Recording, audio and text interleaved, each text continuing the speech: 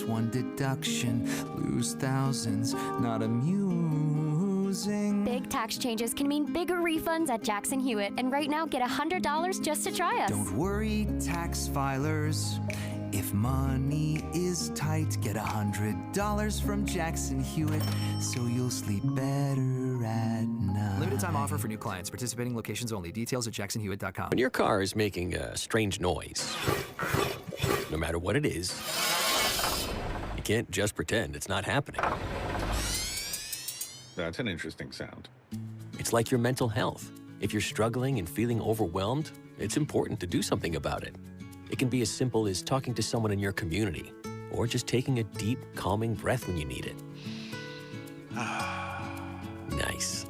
For mental health resources, check out loveyourmindtoday.org. At loveyourmindtoday.org, you'll find information that may help you get through a tough time. Things like tips for dealing with stress, how to navigate difficulties like financial worries, anger, substance use, and more. You can also find real stories of how people navigated their own mental health challenges. Because once you start to address the problem, you can go so much further. Visit loveyourmindtoday.org. That's loveyourmindtoday.org. Brought to you by the Huntsman Mental Health Institute and the Ad Council. Traffic and weather together brought to you by UCCU. Transfer savings, earn more. UCCU, love where you bank. And back to you, Jason.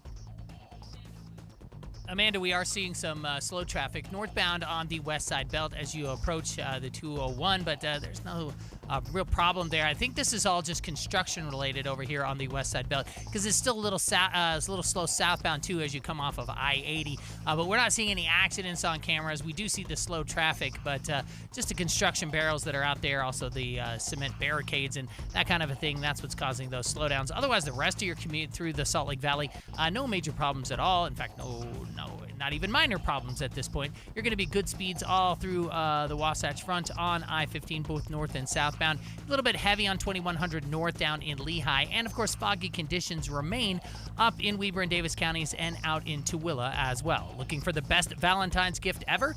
Exclusive Valentine's blankets only available at Minky Couture. Use code KSL50 online and in stores to receive 50% off your purchase. Visit minkycouture.com. I'm Jason Jones of the KSL Traffic Center. Right now, we do have a warning for freezing fog and low visibility across northern Utah.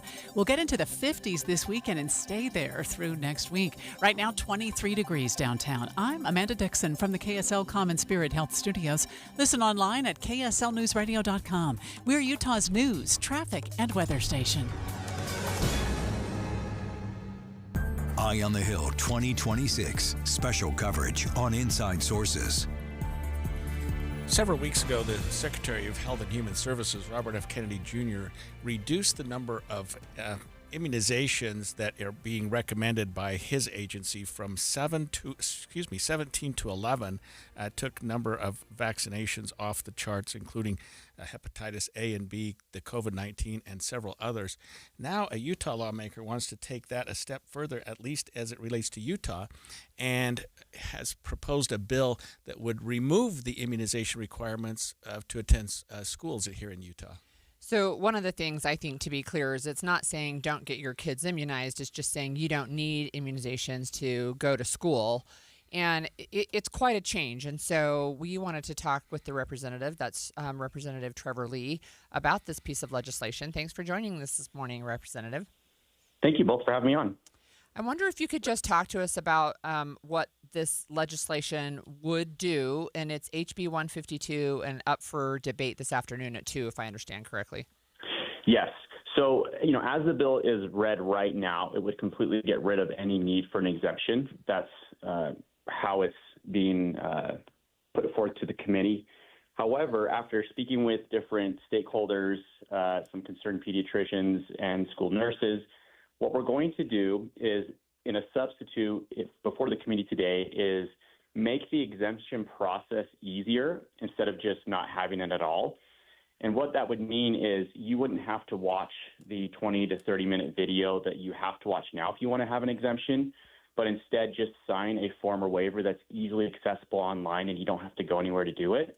And that would be something that still allows them to track and understand who and who isn't vaxxed. But at the same time, for those parents who have already made that decision, done all the research, they're not feeling like there's an added step that's not convincing them otherwise to, vaccinate their children.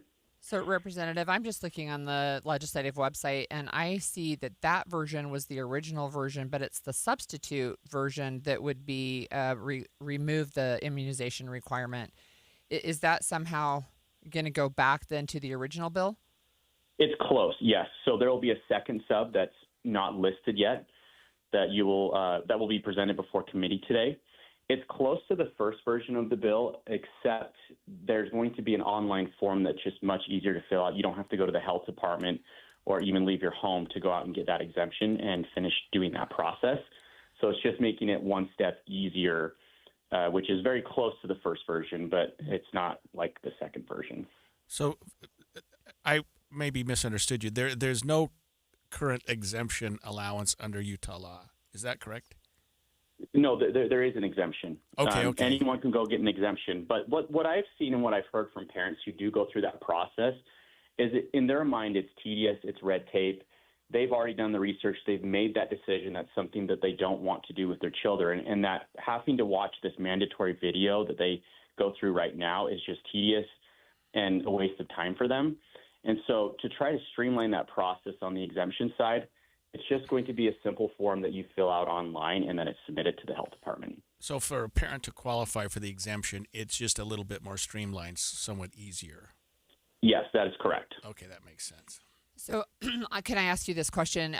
With this bill that you said you're going to change back, are you hoping to get to the point where we eliminate in the state of Utah any requirement for vaccinations for public education? I personally would like that. I think many parents, especially with the access to information we have in this day and age, many of them that want to have an exemption have already made that decision. And a lot of them also don't like the fact that schools tend to track, the information or the decisions they're making for their children. So maybe down the road at some point. However, at the moment, there may not be an appetite for it just because we're going through some significant changes even at the federal level. You guys, talked about at the top of the hour there with what's going on with RFK and the MAHA movement. But that is growing and it's expanding, and there may be an appetite for that down the road. And if so, then I would like to see a bill where you don't have to have an exemption. You can just send your kids to school, and that's not something that they track. Can I ask you then a follow-up to that? I wonder for families who have kids who might be immunocompromised, if the state moves towards not requiring vaccinations, would those children be then basically excluded from the ability to access public education? No, I don't think so. Because right now, I think you're at like 90% or 92% of parents that still vaccinate their children. I don't believe getting rid of the requirement is going to change much of those numbers. And let's say it does. Let's say it gets down to maybe only 86% of parents are vaccinating, or 85%. Is the government's response going to be to start forcing vaccines on people? And I don't think it should be, and I would hate to see go down that path, but that's just not something that the government should be forcing people to do. So, having an exemption, if parents want that, I think that that's something that they shouldn't have to share with the schools if they don't want to. Is there any other state in the country that is doing away with vaccinations for school kids with the mandate? There's none that I'm aware of. I know there's a bunch of states who are starting to pull back the amount of vaccines that they're offering or that they are recommending. And so this, I believe, just goes more in line with what a parental right is with their child and saying, hey, look, I've already made that decision. I don't want to vaccinate my child. You making me watch a video or you making me do something that says I have to, you're just kind of pushing me away even more. I trust parents to make the best decisions for their kids on this. And what about the trust in our medical community, Representative Lee? And I don't mean to downplay that at all, but do you feel like that parents, or that there should be some deference given to the medical community when they say, hey, we should immunize our kids against things like measles? Yeah, it's interesting. I think during COVID, there's been a lot of erosion of trust between the populace and these institutions, and rightfully so. We relied on a lot of things. I think the response to COVID was butchered and has created a lot of issues with them trusting those who are supposed to be in charge of making these decisions. And so what I believe is the more you try to force people to do stuff, the worse that trust is going to be. And so by, in my opinion, eliminating things that just get in the way of those parents who've already made decisions, I think that helps them say, look, you guys do your thing, I'll do my thing, and that makes it easier for both parties there. Now, the medical groups will tell you, well, hey, like we really, really need to get this out here because we're right on this issue. Well, what if they aren't right? What if there are things that they're wrong about? And they can admit that too. There have been many different changes and decisions over the years as it pertains to what they recommend and the side effects from things that are pushed. And so if parents want to make that decision, the worst thing in the world that government can do is try to come in and tell them that they're wrong. Because that's essentially what they're doing. They're saying, look, if you've made a decision not to vaccinate your child, you're wrong and you shouldn't do that. Like that's what they're trying to portray to them. And I think that that is the wrong path to go down if you want to bring trust back between the medical community and the populace. Thank you so much for joining us this morning. That was Representative Trevor Lee, and we'll be interested in hearing the discussion about that bill on the Hill later. When we come back after this break, we're going to be talking with a pediatric infectious disease specialist to learn about their perspective on vaccinating children before they enter public school. Stay with us. 1-877-CARS for kids. KARS, Cars for Kids. 1-877-CARS for kids. Donate your car today. 1-877-CARS for kids. Donate your car today. Ready to get rid of that old car? Donate it to Cars for Kids. Call 1-877-CARS for Kids to reach a friendly live agent. Donation's super easy, and your car can be picked up as soon as tomorrow. Call us now, 1-877-CARS for Kids. That's Cars with a K to donate your car today. 1-877-CARS for Kids. KARS, Cars for Kids. 1-877-CARS for Kids. Donate your car today. Did you know you can donate real estate too? Go to carsforkids.org. That's carsforkids.org. I'm back to doing what I love and more. Thanks to the Good Feet store. Does it feel like someone's stabbing a knife into your heel? Or does your lower back give you problems as the day goes on? The Good Feet store wants to help you like we helped Ann. Every time I stood up, pain just shot up my legs. Fortunately, I found the Good Feet store. I went to them after my doctor diagnosed me with plantar fasciitis. And now, thanks to the Good Feet store, I'm 100%. Wouldn't it be nice to get back to doing what you love, like Patrick did? I was in constant pain. Somehow my fiance and I found our way into the Good Feet store. Put my foot on the arch support system. I put them in my shoes, my back, my knees, my ankles. Thank you. Thank you, everybody at the Good Feet store. You gave me my active life back. Learn more or schedule an appointment at goodfeet.com and come in and get your free personalized fitting at the Good Feet store. We have locations in Farmington, Riverton, and Sandy. Thanks to the Good Feet store. Taxes was waiting on the refund you needed yesterday. All right, your car repair is going to run about $3,000. Now Taxes is getting back on the road with TurboTax and Credit Karma, where you can get your refund up to 5 days faster and get personalized guidance to take every dollar further. Now this is Taxes. Intuit Credit Karma with TurboTax. Deposit a federal refund into Credit Karma Money account and early submission of refund data by IRS required. Terms apply. Banking services provided by MVB Bank, Inc. Member FDIC. Credit Karma is not a bank. Meet Lee Platz, a renter whose possessions fill not only her apartment, but also the darkest corners of a mini storage unit. A land of both truth and fiction.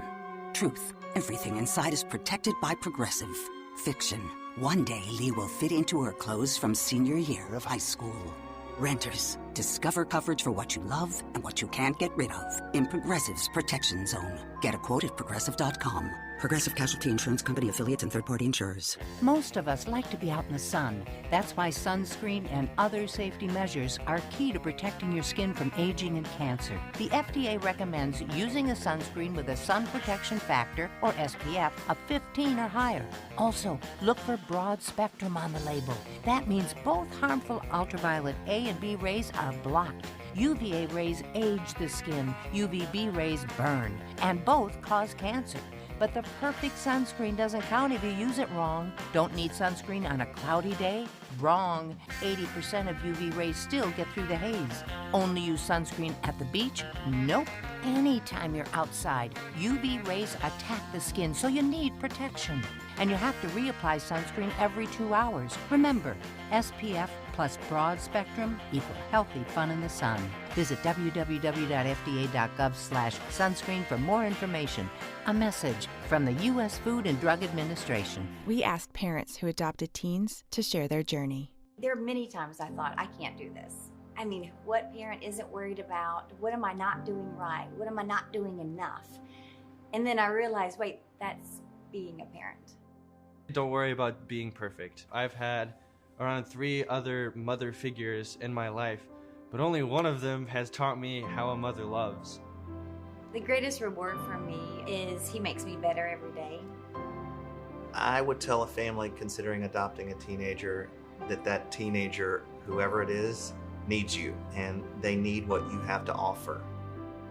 Taylor's giving me hope. He's our son, and that is what he will always be. Learn about adopting a teen from foster care. You can't imagine the reward. Visit adoptuskids.org to learn more. A message brought to you by Adopt US Kids, the U.S. Department of Health and Human Services, and the Ad Council. Inside Sources.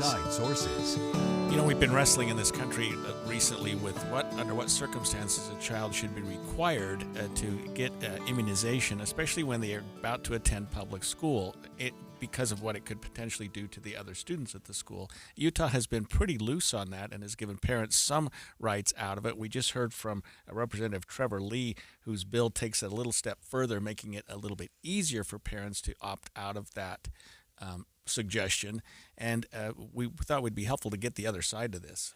Well, I need to set up a little bit more. So it's not just a suggestion. It is a requirement for kids to go to public school. And yes, parents can opt out. There is an exemption, and Utah is one of the states that makes it pretty easy to get that exemption. So when we just talked with the representative, he had an original bill to make it easier to opt out, and then a second substitute, or a first substitute bill, which is what we were talking to him about, which would remove the requirement for vaccinations completely. And now there will be another substitute bill presented at committee that would take it back to making it easier to get this exemption. Basically, you'll just sign a form online. So we've had quite a history of how do you get that exemption. So one of the things I think is important to talk about is what it looks like for kids in our schools. And we have with us Dr. Candace Smith. She's a pediatrician in Davis County and a pediatric infectious disease specialist. Thanks for joining us this morning, Dr. Smith. Good morning. How are you? So good. Thank you. I wonder if you could just explain to us and our listeners, why do we have requirements for immunizations for kids to go to public school? Okay, so vaccines being a school requirement has several implications to help both the children and the community. So I think parents have every right to feel very confused. Like even just this last month has felt very confusing to parents about what are the right choices to make, what helps their child, what helps the community, what should they do, right? So parents, I think I need to validate first that parents are okay to feel confused, are okay to want guidance, are okay to feel very hesitant. That's okay.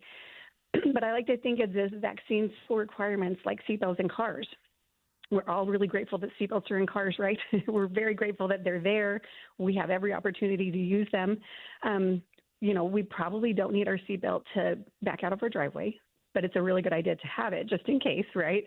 But then we do need them and are very grateful for them when trouble hits. And I think everybody agree that we need seatbelts 95% of the time. And it's very like that with the community vaccines, right? There are so many diseases that need 90 or 95% of the community to be vaccinated in order to prevent trouble and crisis and the difficult spread of diseases.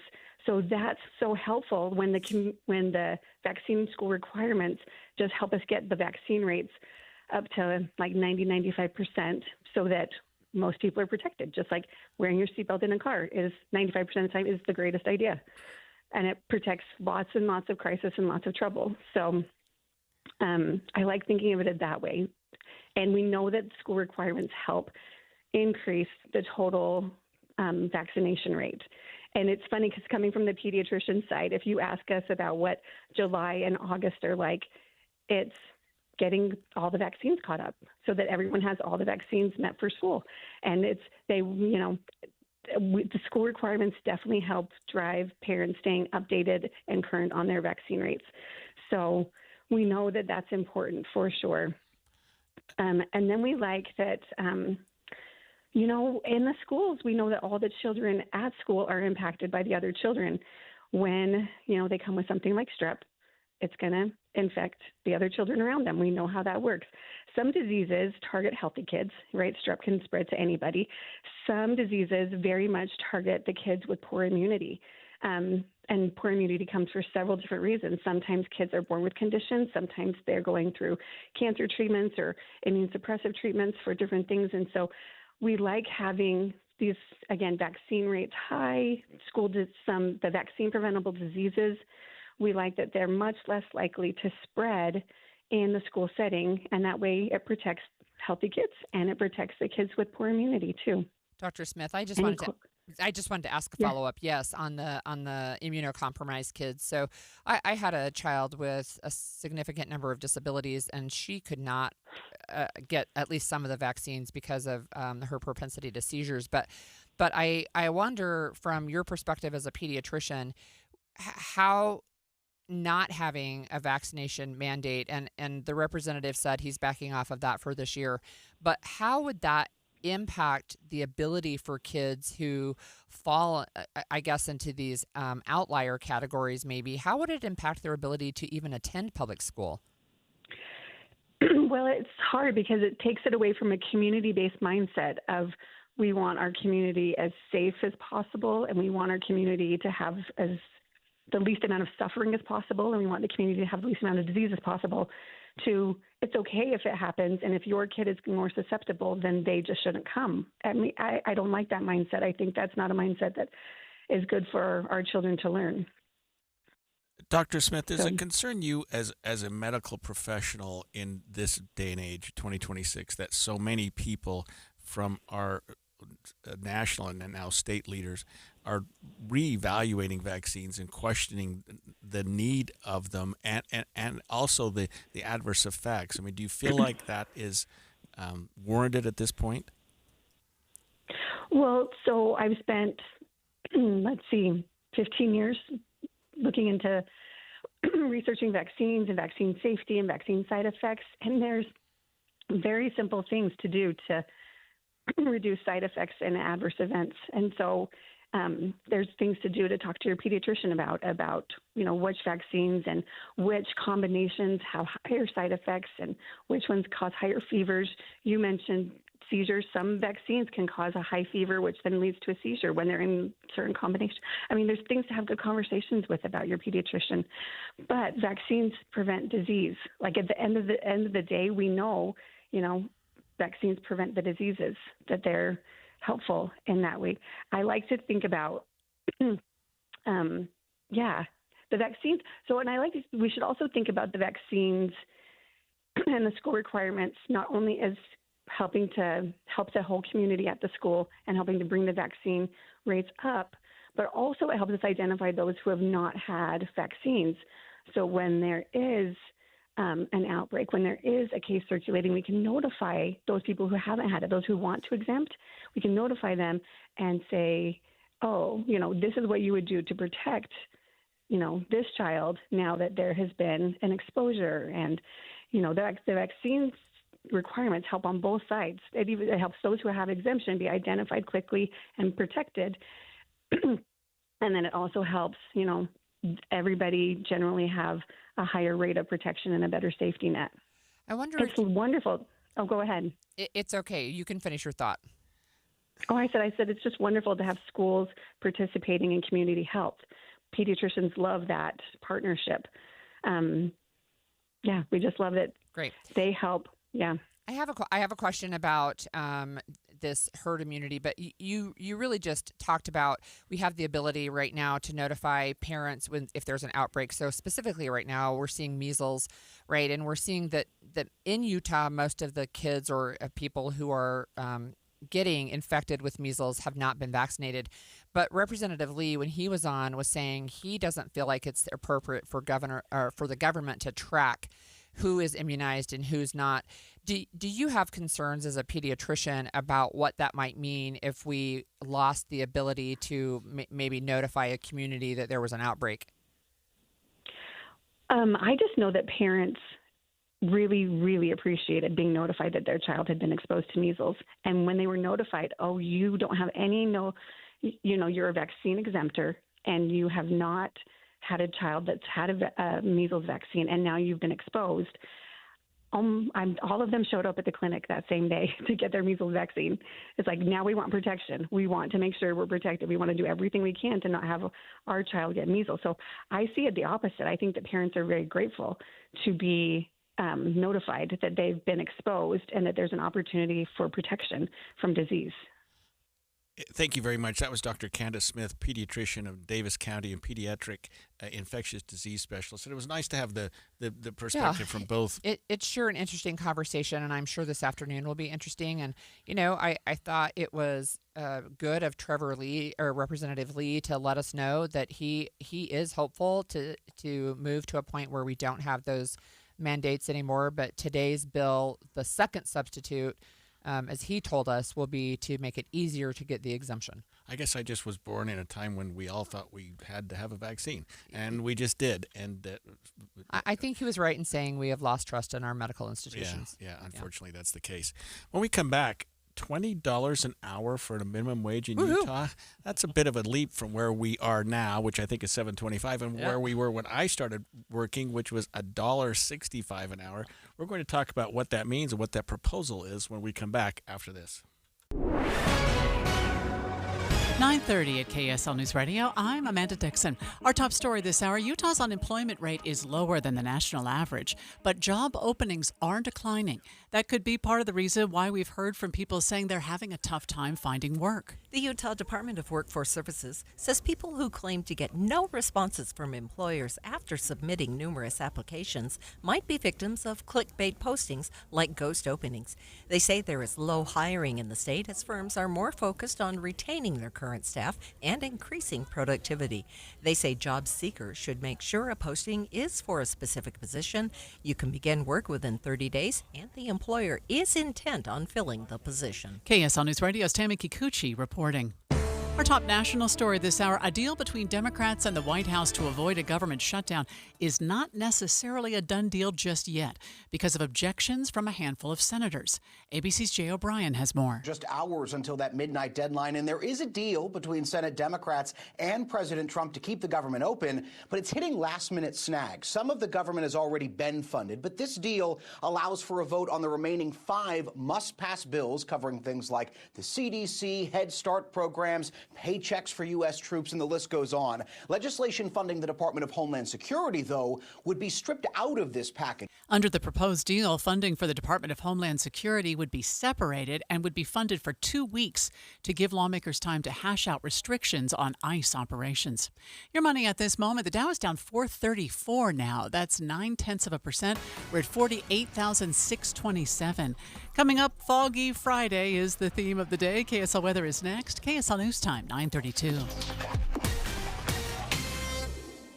Mornings are for recharging. And they're for starting your day right. We volunteer to join you in the car. Get news and weather at 102.7 FM during the most important part of your day. Andy and Amanda, each morning between 5 and 9 on KSL News Radio. If you've ever set New Year's resolutions before, you know how difficult it is to follow through because you have to wait to see the results. What's up, everybody? I'm Mike Wilson with Any Hour Services, and in honor of your New Year, New You resolutions, Any Hour Services is having our New Year, New System sale. From now until the end of February, Any Hour Services will give you $2,026 off a new furnace and air conditioner. And you don't have to wait to save the money. You get $2,026 off at the time of purchase. The only thing you have to do to qualify for our New Year, New System sale is call Any Hour Services and schedule a free estimate. When you call, there's no obligation to buy. Just schedule a time to meet that works best for you. Let me say that again. From now until the end of February, when you have Any Hour Services install a new furnace and air conditioner, we'll give you $2,026 off.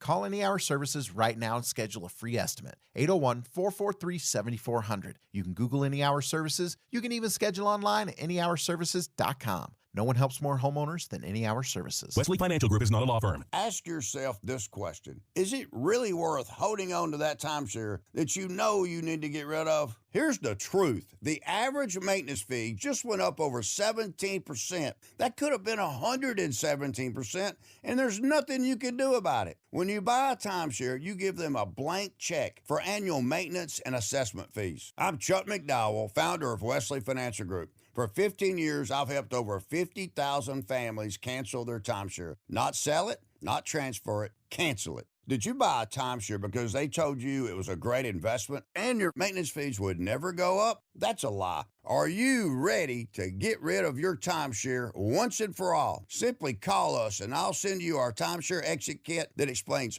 all your options for cancellation. Call Wesley now for your timeshare exit kit. 800-979-3535. That's 800-979-3535. 800-979-3535. Did you know bad bacteria causes cavities and tooth decay? Did you know bad bacteria feed off residue left by sugary foods and drinks? Keep your family healthy. Your smile matters. Be sure to brush 2 times daily for at least 2 minutes with fluoride toothpaste. Floss once a day and limit sugary foods and drinks like sweetened juices, candies, and sodas. Even sugar-free carbonated drinks can be harmful to teeth.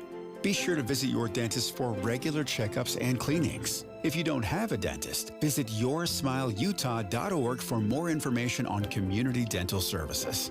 This message is brought to you by Utah Oral Health Coalition, Utah Dental Association, University of Utah School of Dentistry, the Utah Department of Health and Human Services, and other Utah health partners. Remember, a healthy smile means a healthier life. Learn more at YourSmileUtah.org. Because your smile matters. Traffic and weather together brought to you by UCCU. Supercharge your savings at UCCU.com. And here's Jason Jones. Amanda, we got a couple of problem spots for you. One of them is going to be northbound on the west side belt, approaching California Avenue. There's construction in the area, and they've actually been stopping traffic and then letting it go through and then stopping and restarting and so on and so forth. So you got heavy delays there if you're on the northbound side of the west belt, back past the 201 from California Avenue. That's where those delays stretch to. Not sure exactly what they've got going on, so I would recommend using an alternate route because it's going to take you a little bit of time to get through there this morning. We also have an accident. This one is going to be westbound on 90th South, right under the I-15 overpass there. It's got the right lanes blocked. They do have one of the vehicles up on a tow truck, so hopefully they'll get that cleared out here in the next little bit, but that's a trouble spot as well. Everything else looking pretty good. Common Spirit, hospitals, clinics, and caregivers, all connected to advanced healthcare in Colorado, Kansas, and Utah. Healthcare with Human Kindness is here. Hello, Human Kindness. I'm Jason Jones in the KSL Traffic Center. Lows are expected to stay consistent this week in the low 30s, but the highs will crawl up to the 50s and continue there in the low 50s through next week. Right now, it's 25 degrees. I'm Amanda Dixon from the KSL Common Spirit Health Studios. Listen online at KSLNewsRadio.com. We're Utah's news, traffic, and weather station. Eye on the Hill 2026 special coverage on Inside Sources. When I got my first job in 1973, Holly, I got paid $1.65 an hour, and I was happy to get it. I know, thought right? it was great. I think we got bumped up the year later to $2 an hour. The federal minimum wage has sort of creeped up a little bit. It's now $7.25 an hour. And it's been stagnant for a long time. Right. A lot of states have jumped up above that. Utah still rests at the federal minimum wage, which is $7.25 an hour. But apparently, one of our lawmakers has a proposal to up the minimum wage here in Utah. KSL News Radio's Adam Small spoke with Senator Nate Bluen about his proposal.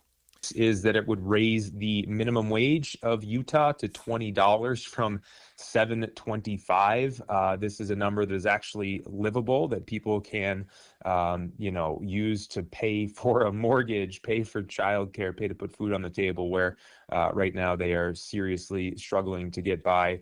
The minimum wage of $7.25 that Utah has had for a long time, that is connected to the minimum wage at the federal government, is far outdated, and we need to raise that up so that people have a lower floor, and we can do better than the federal government. For a sense of reference, $20 an hour would be the highest minimum wage in the country. That is ambitious. Here in Utah, right. All right. We have with us KSL News Radio Adam Small, who did that interview with Senator Bluen. But, Adam, I wonder if you could tell us just, like, what would it do to local businesses? What would it do for, I mean, he talked about making it a livable wage, a living wage, but there's more than just one piece to this. Well, I actually asked him about that, and I think the way I phrased the question was, especially like these mom and pop shops that are paying, especially ones that rely on like, high school workers that can, reasonably take that $7.25 an hour. What do you think about these small businesses having to suddenly pay almost triple that to all their employees? I mean, big companies, can probably handle it, right? Like, the big corporations that have footholds here in Utah, but these little mom and pop shops, he's like, honestly, I hadn't really thought about that, but he's like, hey, I'm willing to, maybe we talk about, making a compromise or making even exceptions for certain businesses that have either a certain number of employees or meet certain regulations that we lie out. Because, you know this better than anyone, Holly. When you first propose a bill, you've got to, it's almost like the idea's a little rough, but as you work through it and you talk through it with lawmakers and other stakeholders, you then fine-tune it. We see bills amended and substituted several times before they pass pretty often. So, first off, I will throw this out there. If you held a gun to my head, I would say, no, I don't expect this bill to pass. But we're not going to do that, by the way. Thank you. It's Friday. We want to be good vibes, right? So now, that's the thing, though, is that say in the hypothetical that this bill was making traction, it has yet to have a committee discussion or vote yet. So it'll be up this afternoon. Yeah, it will be up this afternoon. Okay, so say if this did get traction, I wouldn't be surprised to see something like that thrown in, where like, hey, we've got very small businesses here in Utah where they might struggle to pay this. Or maybe even big businesses that are franchisees where they have to handle a lot of their costs versus the big company overseeing them. Maybe there's, like, I think he said the way he phrased it was, I think there's conversations to be had, or maybe we can work something out. But I think there's still a lot of conversations on that end. If this were to get traction, they would need to work on that. Let's play the conversation that you had with Nate Bluen about small businesses. I think this is where negotiation would come in, and being willing to work on something that works for more of these employers. And I'd be happy to have those conversations with smaller businesses. I just have a couple of comments. One of them is I feel like my understanding is there's not that many places that actually pay minimum wage. I know fast food, it's like in the teens at least, $14, $15 an hour, up to $18, $20. It feels like that already, right? That the market has taken care of some of that. Although I agree, it's not a living wage with the cost of living right now. But it is really interesting. So KSL News Radio earlier, was it this week? Yeah, it was just this week. Earlier this week, put up a post saying, what do you think about this? I'm telling you, 3,400 comments. And then you did an article, and there was another almost 700 comments. People are really, really passionate about this issue. So all over the place? Yeah. Some of them are like, this is crap. Companies aren't going to eat the cost. Then all the prices are going to go up. Somebody else says, absolutely still too low. Utah low-income housing starts at $450,000. You'd have to earn $125,000 a year to be able to afford that. Somebody else is like, this is a stupid move. They're really opinionated. They're all over the place, though. And maybe this is a situation of like two things can be true at the same time. Obviously, there is going to be impact to the economy, to local businesses. But also at the same time, I'm 29 years old, and I can tell you, like, I prefer saying I make more than $20 an hour, and it is barely livable. Yeah. And there are things that I choose not to pay for. So I actually, God forbid, if something goes wrong in my life, I have money in the bank. Right. Like, who would want that, right? Right. So when you talk, yes, we need to make sure people are getting a livable wage, but at the same time, yes, I think it's very fair to be like, okay, I think there could be some repercussions with this. Companies very often will raise prices to absorb costs. Oftentimes, it feels like in this day and age, we're paying for everything. Whether things go up, yeah, it always falls on us. So I guess I'm saying, like, I do see both sides of it, for sure. Adam, in your interview with Senator Bluen, did he indicate why the substantial jump? It seems to me, and I had actually written up some proposed resolution myself a year ago when I was considering another career, and thought that we should raise the minimum wage, but not 3 times. You know what I mean? Like sort of a bifurcated or trifurcated or quadricated, whatever the word is, like take it up $1 a year, $2 here and there. Yeah. I mean, did he talk to you about why, boom, $7.25 to $20 an hour? The vibe that I got when I spoke with Senator Bluin is that I think there's some urgency. I mean, look at just since COVID, how much prices have gone up. I mean, we saw record inflation just a few years ago, and we talk about how inflation slowed. Remember, that doesn't mean inflation's going backwards. That means the rate it's going up is not as fast, but it's still going up. And I think that a lot of this is just me trying to get in Nate's mind, and maybe this is another question for him, but like I imagine there's some urgency in that, seeing how much prices have gone up the last few years and seeing that, okay, maybe we do need one quick jump, because another provision in that bill we haven't gotten to yet is it would also require, after that $20, for the minimum wage to go up even more, at least once a year, to keep up with inflation. I think that's really the factor this idea hinges on. And on top of that, I also liked the idea of, like, the third part of the bill is when companies post job listings, you can't post listings that don't have any information about the pay or compensation. You have to put something out there so people aren't blindly going into interviews and not knowing what on earth you're going to offer them, or using that as a tactic to lowball. So, but again, aside, I think the key point is, I mean, I've lived in Utah for 5 years. The price difference from when I moved here to now is astronomical. And I really think that's what this idea hinges on. Because $20 an hour, again, would be the highest minimum wage in the U.S. We're one of 20 states that still only require at least a $7.25 wage. I'm surprised it's even that many still. But I think there's some urgency. I think that times have changed very quickly, and maybe in Nate's mind, that wage needs to change quickly too. Yep. All right. Thanks for joining us. Look, we want to hear from you, and we already are, but you can continue to text us at 57500. Is it time to boost the minimum wage? When we come back, also, we're going to be talking with Derek Miller, the CEO of the Utah Chamber, about how this bill could impact local businesses. Stay with us. When Team USA is on, you can almost see the moment a kid starts believing they could be next. Now, while Xfinity can't guarantee that, they can guarantee something just as important, that your internet price won't change for 5 years. No contracts or commitments, so while your kid is ordering gear online, streaming highlight reels, or video chatting, your Xfinity internet price won't budge. And who knows, by the time the next Olympic Winter Games roll around, your kid could be getting fitted for their very own Team USA uniform, and guess what? You'll still be paying the same price for reliable Wi-Fi. And there's even more to enjoy with the Xfinity Gold Medal Celebration. Now through February 22nd, get their best price on gig Wi-Fi for 5 years guaranteed. Just $50 a month, plus get Peacock Premium included for 2 years. That's a $10.99 monthly value. Xfinity. Imagine that. Proud partner of Team USA. Restrictions apply. Requires paperless billing and auto pay with stored bank account. Taxes and fees extra. Actual speeds vary. KSL Broadcast Group contests are open to participants 18 years of age and older that are residents of Utah, unless otherwise specified. Employees or agents of the station, Bonneville International Corporation, other area radio stations, or any entity associated with the contest may not enter. Persons who have won in the last 30, 60, or 90 days from a station contest or event may not be eligible. Full general contest rules are available at kslnewsradio.com/contests. Since 1947, Whipple Service Champions has been Utah's most trusted name for heating, cooling, plumbing, and electrical services. Got a high-price repair bill from another company and you're just not sure about it? Call Whipple. Get a free no-pressure estimate or bring in their quote for an honest second opinion totally free. Whipple Service Champions is Utah's first place for second opinion since 1947. Call 385-273-7167 for your free estimate today. 385-273-7167. The Management Minute is a service of the MBA program and the Shingo Institute at Utah State University. I'm Professor Scott Hammond.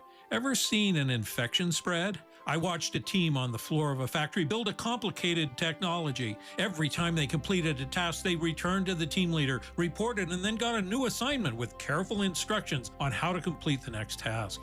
I asked why they worked that way. That's the way we've always done it, but it included words like oversight, tradition, evolving. In fact, the process was not evolving. A team of observers using the principles of the Shingo model in an hour of observation showed the team how to eliminate waste. Fewer steps, less cutting, less walking, more working. Production costs went down by 30%. That's all it took. Before long, the entire plant was infected with ideas of continuous improvement. Learn more about continuous improvement in an MBA from Utah State University. Go to utahstatemba.com or check out the Shingo model at shingo.org. I'm Scott Hammond. Hope to see you in one of our classes. I want more from my checking account. That's why I have Dream Rewards checking from Cyprus Credit Union. I earn points for making everyday purchases, paying my loans, even building my savings. Those points get me awesome rewards like cash back, gift cards, travel, and more. I'm making my everyday spending work for me. Learn more at cypruscu.com. Cyprus Credit Union, your future is our future. Insured by NCUA. I'm Andrew Saul, Commissioner of Social Security. I'm here to warn you about telephone scammers pretending to be government employees. Some of these scammers may say threatening things like you will be arrested if you don't make payments or provide personal information. Do not fall for these tricks. These calls are not from us. Real Social Security employees will never threaten you for information or money. If you receive a call like this, hang up. Never give the caller your personal information, like your Social Security number or bank account, or send money in any form, cash, gift cards, wire transfers, or prepaid debit cards. Report the call to our law enforcement arm, the Office of the Inspector General, at oig.ssa.gov. Share this information with your friends and family.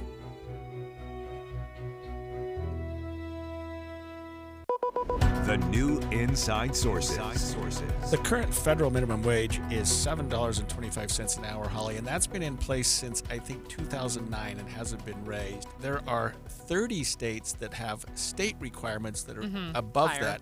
Utah is one of 20 states that does not require our employers to pay more than the federal minimum wage.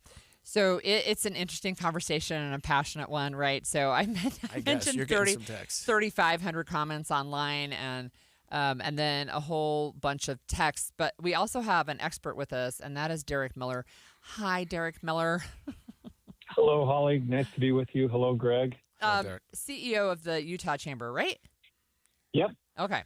So I just wanted to see if we could get your take from what these minimum wage jobs do to small/local businesses.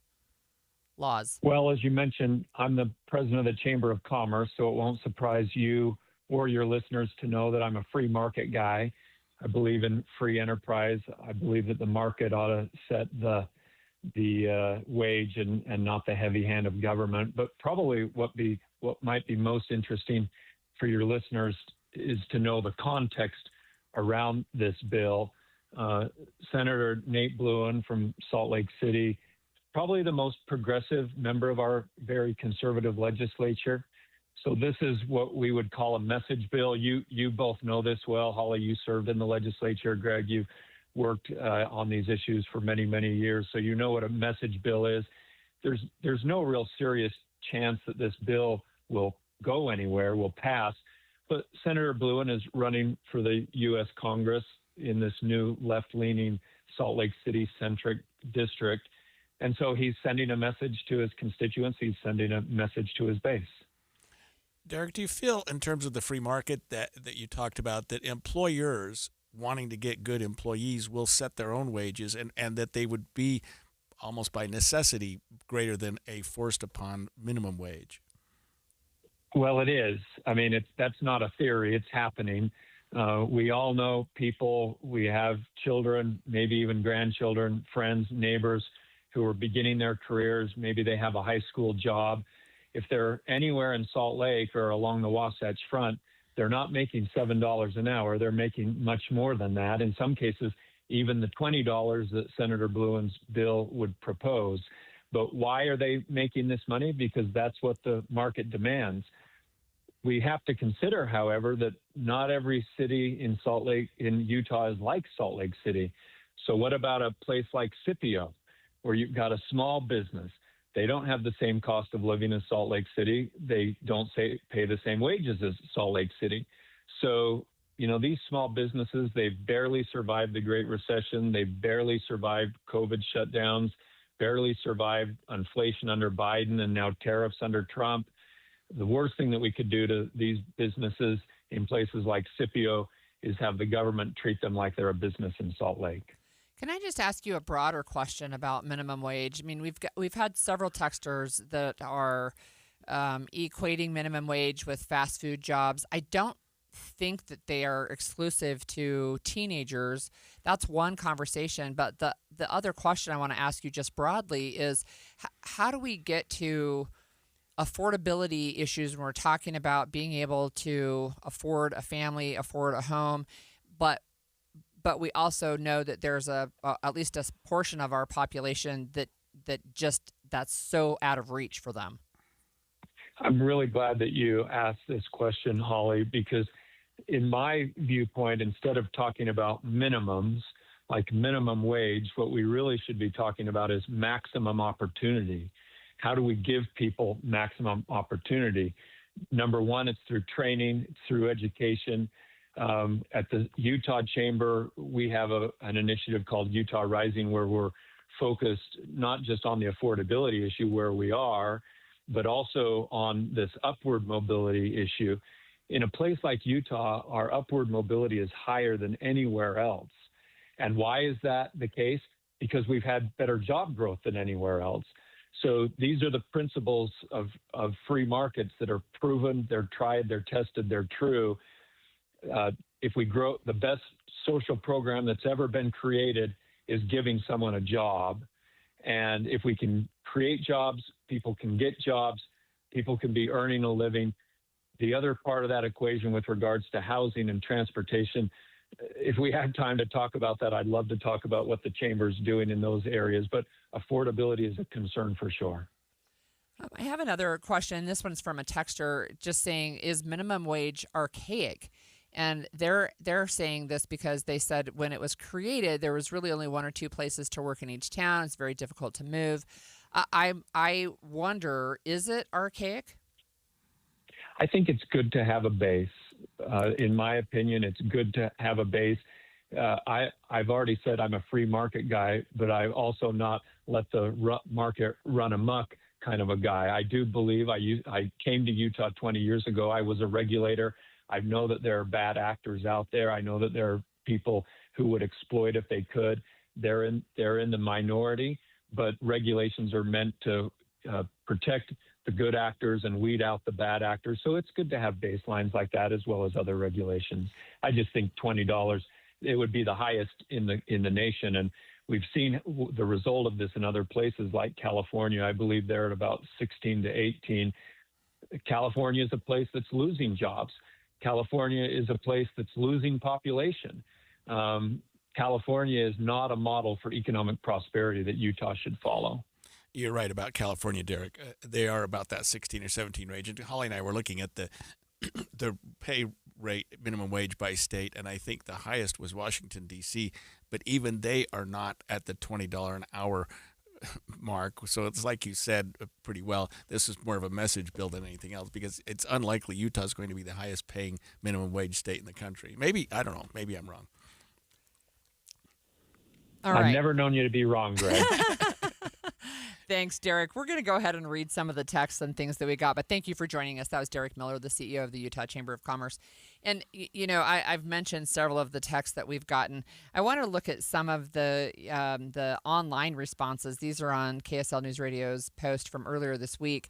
But there's a woman who posted and said she's from Australia. They recently visited Utah and was shocked at the price of food. She said, we paid our waiting staff more than that an hour, and our meals were the same price. Our taxes are included in our pricing, and there's no tipping in Australia. She said it's more expensive to eat out in Utah.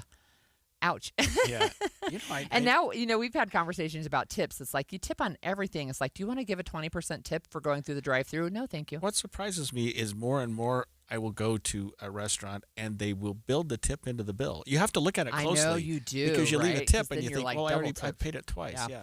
Yeah. So some people are just saying, look, this baseline requirement, is that going to shift everything up so that everybody gets, you know, a $12 an hour increase in their pay? Are we paying $40 now for a meal from McDonald's? And one of the commenters is like, that's one of the reasons why you have those kiosks where you order your own meal in fast food places now. Yeah, well, I mean, it takes somebody out of a job too, but exactly, it also saves money. Derek makes a good point, and I really like Derek Miller. But when he says, "I'm a free market person," let the market decide what the pay would be. And I think I've been thinking so much about we need to raise the minimum wage. We need to raise the minimum wage. But he makes a good point that I hadn't considered in the same context. Yeah, I guess the argument on the other side, he said you don't want people to run amok, right? And I worry that there are companies that are like, well, if I don't have to pay, I'm not going to pay. Right, but what his point is, then you don't get an employee. Well, I don't know that that's true, right? And that's part of the transparency part, right, where you're posting a job, and we know that there's a wage disparity that is gender-based, and part of that comes from a lack of transparency. Right? Part of that comes from a lack of transparency. People don't know. Sure. They don't know what you should expect to make. And you don't know, women, at least this is what I've seen, we're not as good at negotiating. Like we're willing to take the first offer. This is a generality, right? Rather than saying, no, I want, XYZ. I know that my male colleagues make this, right? So that's part of it. I worry that it would give, sometimes saying free market doesn't lead to the kind of level playing field that I would like to see. Yeah, he also breaks it down geographically and says, well, the cost of living in Millard County is a little different than the cost of living in Salt Lake County, and so maybe that should be taken into effect, and sometimes into account rather. And sometimes it is. Well, I don't know if you've been approached by anyone gathering signatures at a store parking lot. Some people claim they were misled into what they were signing. On the flip side, some gatherers say they've been attacked just doing their job. We'll check on what this means and what's going on next. KSL FM Midvale. KSL Salt Lake City. From the KSL Common Spirit Health Studios, this is KSL News Radio. Utah's news, traffic, and weather station. 10 o'clock at KSL News Radio. I'm Amanda Dixon. KSL's top story this hour. Pioneer Park will be undergoing renovations this summer, and farmers market vendors are wondering where they'll be setting up shop. Park construction begins in March and will last about 6 months. During the summer, the park typically sees around 10,000 visitors every Saturday for the farmers market. Our top national story this hour. President Trump has signed an executive order that would impose a tariff on any goods from countries that sell or provide oil to Cuba. The move that puts pressure on Mexico, and Mexican President Claudia Sheinbaum says her government has at least temporarily stopped oil shipments to Cuba. Utah native Tony Finau nailed a hole-in-one in his latest PGA Tour competition. Tony Finau. Maybe a one. Tony Finau leaving no doubt at the 16th with an ace. That's how the shot sounded on the Golf Channel and ESPN. That ace on the 16th hole helped him break even in round one. That was the fourth hole-in-one of Finau's PGA Tour career. Your money at this moment, the Dow right now is down 419 points. That's about 0.9%. We're at 48,651. Coming up, the patchy fog goes away, but then we get haze. KSL weather is next. KSL News Time, 10:01. A reminder about the simplest way to get updated for your day. Hit your KSL preset when you jump in the car, and we'll take care of the rest. Hear key news updates and traffic reports. Andy and Amanda from 5 to 9 in your car. KSL News Radio at 102.7 FM. Get in the zone, AutoZone. Brian's headed to the basketball court, but he's sick of this check engine light. So he goes to AutoZone for the free Fix Finder service. Welcome to AutoZone. What are you working on today? Where a friendly AutoZoner reads the light in just a few minutes and gives him a detailed report. No big, just a loose gas cap. And gets him to the court with a tight gas cap and tighter defense. The free Fix Finder service at AutoZone. No hassles, just help. Get in the zone, AutoZone. Restrictions apply. Taxes was waiting on the refund you needed yesterday. All right, your car repair is going to run about $3 grand.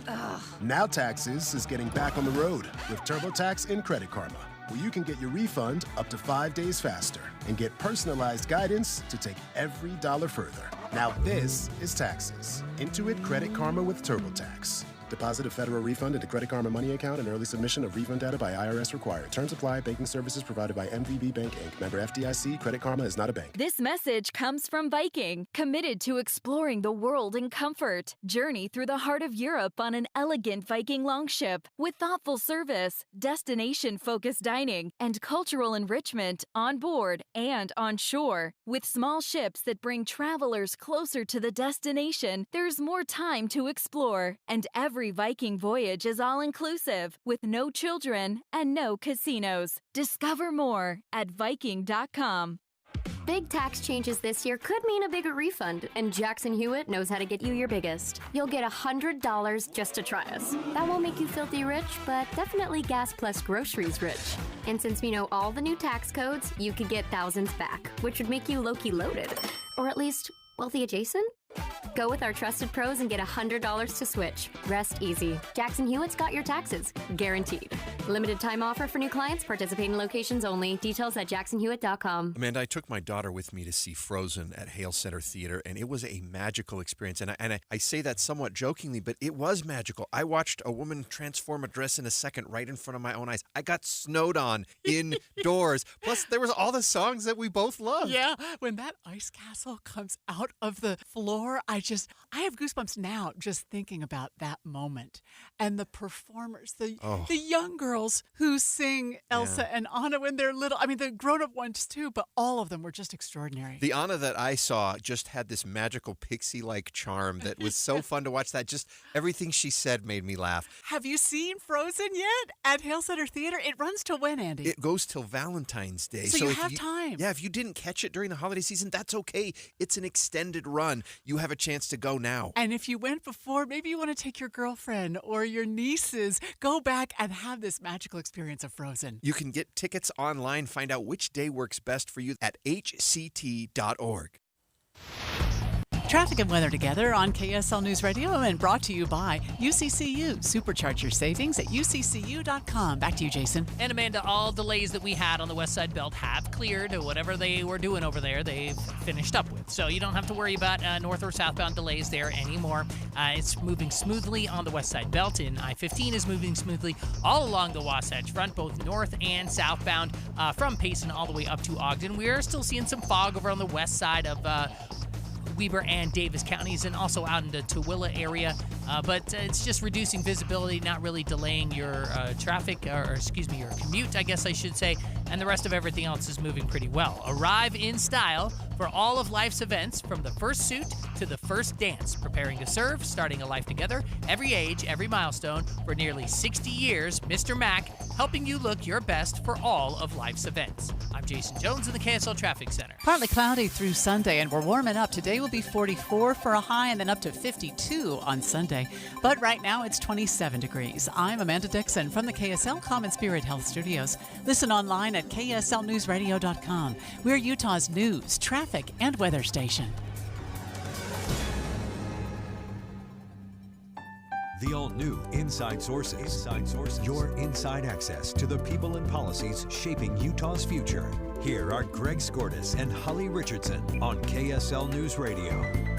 One of the 2 or 3 ways that individuals are trying to do away with Proposition 4, and of course this is really led by the Republicans in large part, is to gather signatures. And you're going to have to help me with this, Holly. But they have to get 141,000, about that number of signatures before February 15th, which would effectively, put Prop 4 back on the ballot? Yes, whether it would put it back on the ballot to see if people want to get rid of it. But it's not just that number, which is a very high bar, but they have to get a certain percentage from 26 out of 29 counties in the state of Utah. And the last news report that I saw said that they had only reached that threshold in 1 county so far. And so they're running up against a deadline, which I think might encourage maybe some shenanigans. Yeah, getting a little aggressive trying to get to that number. Maybe. Yeah. So we do have a story from KSL News Radio, Eric Cabrera, to break down what's happening with the signature gathering. After receiving multiple tips from listeners, KSL investigators spent the past 48 hours talking with Utahns approached by signature gatherers outside grocery stores and schools. Out of 8 people we spoke with, 3 say what they were told before signing didn't match what they later learned about a GOP-backed ballot initiative that would give legislators complete control over congressional maps. One of them is Shane Landon, who says the more he thought about the interaction, the more concerned he became. After that uneasy feeling, I really need to report this, and I feel like what they're doing is wrong, and they gave me misinformation. They didn't really describe anything. In fact, the exact opposite. I felt tricked, and I felt like lied to. Landon says he asked to remove his signature, but was handed a link to visit instead. You have to name the referendum, and then you need to mail it into them and wait for their response. And I don't know how long that could take. In a statement, Lieutenant Governor Deirdre Henderson says her office has received a number of complaints, mostly involving alleged misinformation by circulators, noting that similar complaints often arise during petition drives. As of today, organizers have gathered about 44% of the signatures needed to qualify for the ballot. Eric Cabrera, KSL News Radio. This is not good news in terms of signature gathering, because it does happen on a fairly, you see it every once in a while, and most of the time it's an opt-in, opt-out. You get a good idea of what they're gathering signatures for, and you could say, well, I don't know that I'm in favor of that. But to the extent that they're getting a little pushy, and you mentioned why a minute ago. We're two and a half weeks away from February 15th. It's 2 weeks. And a day, I think. And they've only got 1 out of 26 out of 29 counties that they reached the threshold in. So we had many of our reporters working on that story, including KSL investigative reporter Daniela Rivera, and we also had Bridger Beal-Svetko, who is with us on the line today. Thanks for joining us, Bridger. Yeah, good morning. Thanks for having me. You actually went out and talked to some of these signature gatherers. What was your experience? Yeah, so we spoke with Shane, who you heard just a minute ago, and then we figured, hey, we should go out and just talk to these folks ourselves, see what exactly is happening. And so, like you mentioned, me and Daniela went out and spoke to a total of 8 signature gatherers, the majority of whom were very respectful, went through everything, we're really spot on in describing everything that was going on, everything that we would be signing. But a handful of them did mislead us. A couple of them said incorrect things about what the proposition would actually do, and several of them said that they didn't have copies of the text for us to read, and wanted us to sign without reading through what the initiative would actually do, which is something that is required by state law. I take it they didn't know who you were. You and Daniela coming up and saying, "Hey, what's going on with this signature?" And they actually didn't have what the text of the document that people were signing to jump in. A couple of them didn't know, and we approached them. We didn't introduce ourselves as journalists initially to try to get some authentic interactions with them. I know the signature packets that they have for people to sign are printed by the Lieutenant Governor's office and should have the text in the back for everyone to read. But several people that I spoke to, I asked to see that text, and they said that they didn't have it. A couple of them referred me to an accurate website, while a couple others gave me incorrect websites where I could find that information if I wanted it.